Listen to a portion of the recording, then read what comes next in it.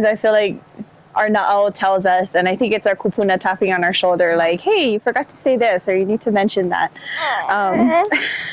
So as we reflected on Puanui, Ulumau Puanui, and all of our involvement there, I realized I want to share and acknowledge two very important people. And so the first is Perter Vetousek and Uncle Ala Lindsay. And so I'm sure they also came up in Auntie Kihao's interview. And I'm sure Auntie Kihao shared that a lot of her Aina skills and her ability to read groups and determine the task and how to engage came from her direct work with Uncle Ala.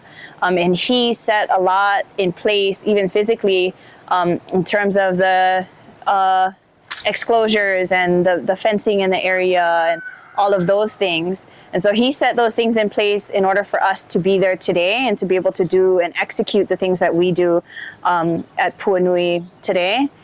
And then I also, his background, right, is Paniolo. And so they have such a incredible hardworking work ethic.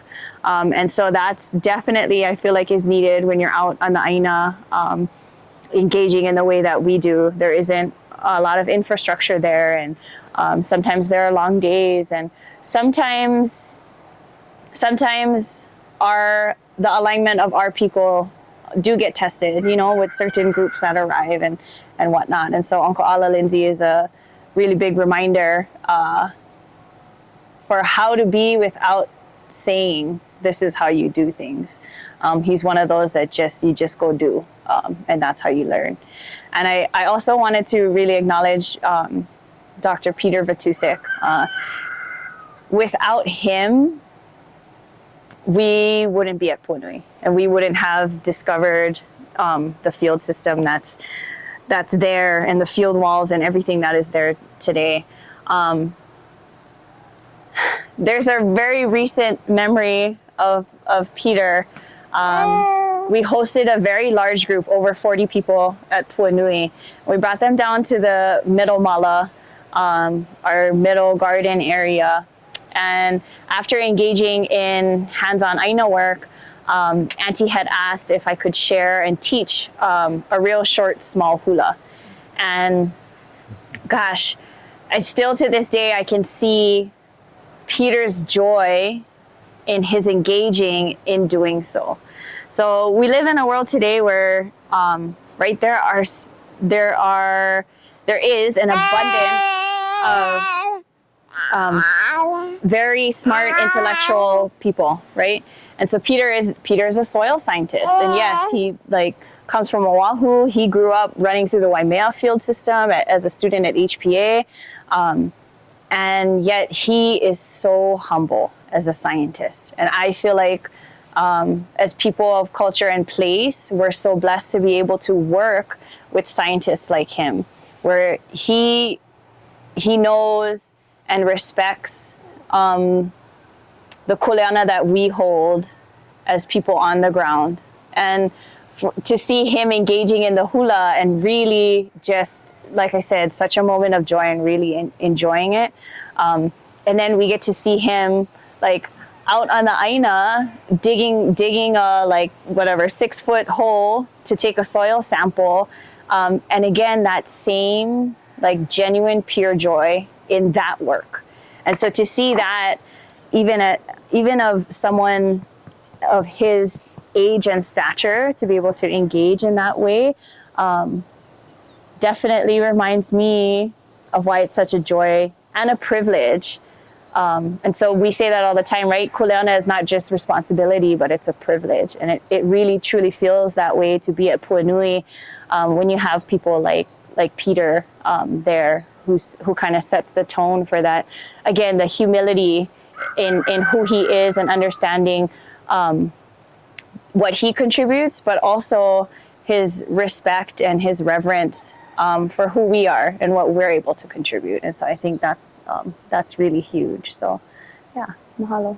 I guess I should add on to that. Yeah, good reminder. Mahalo for bringing those two people in. But I was just going to add that Perter, as world-renowned as he is in that field of study, and specifically Puanui, he'll tell everyone straight to their face that the work that Healohamele and Ka, that the work that they do is probably the most important. That there's something that you cannot measure, that you cannot quantify. You can measure your nitrogen, your phosphorus, the leaching, the age of the Kohala mountain, but you cannot measure what they do. Their connection, and he shared this many times. He knows that there's that aspect that made Puanui, the Kohala field system, what it is that our kupuna's pilina with Aina, and yeah. So to Healohamele's point, that that mutual respect, I think that Peter has, where these two wahine like doing the work, like it's awesome to see somebody so deep into the westernized, if you will, academia world, like still have that respect for people that are on the Ainu. We need more people like Peter in institutions and in places of leadership, because he gets it. And so then, speaking of the one other person I want to bring in, we're both wearing Aina Ulu hats. We are Aina Pauahi. We're in Aina Ulu. We're Kamehameha Schools. Kamehameha Schools is the landowner of Puanui. Of Puanui, and specifically, we're in the group, or on this program, if you will, this collaboration of Aina people called Aina Ulu. And we're fortunate to host the First Nations Fellows yesterday. Yeah, program. First Nations Peoples Fellows. Anyway, and we're able to meet Uncle Neil Hannes, who was the founder of Aina Ulu. He was a land asset manager for Kamehameha Schools for like 10 or 15 years, but we were able to talk with him yesterday, and his mana'o of why he started Aina Ulu, and that's another person we need more of in this world. He understands that not all land, especially under Kamehameha, is to make money. That there is, and they're looking for that perfect midpoint of connecting culture, education, and a diversified portfolio. Like, can you make it profitable? Is that even how you measure the success of a land? Is by how much money you can pull out of it. So, in his words, it's Aina Ulu, because if the land grows, then the people grow.